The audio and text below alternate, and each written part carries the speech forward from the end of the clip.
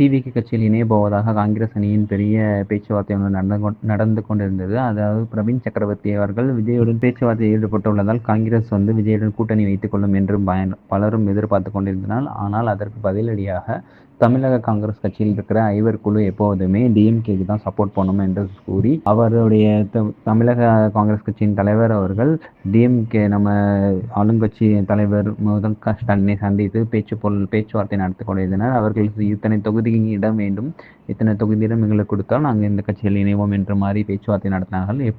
தமிழக காங்கிரஸ் கட்சி எப்பவும் டிஎம்கேவோடு தான் கூட்டணி வைத்துக் கொள்ளும் என்று செய்தியாளர்களை சந்தித்து தெரிவித்துள்ளனர். இதனைத் தொடர்ந்து பிரவீன் காந்தி அவர்கள் டிவிகே நம்ம தளபதி விஜயை சந்தித்ததால் இந்த கட்சி யோசனை மேலிடத்திலிருந்து என்ன வருகிறதோ அதற்கேற்ற மாதிரி தான் மாறும் என்று பெரும்பாலும் எதிர்பார்க்கப்படுகிறது. இதற்கிடையில் காங்கிரஸ் கட்சி டிவிகேவுடன் இணையுமா டிஎம்கேவுடன் இணையுமா என்று ஒரு பெரிய கேள்விக்குறியாகவே அமைந்துள்ளது.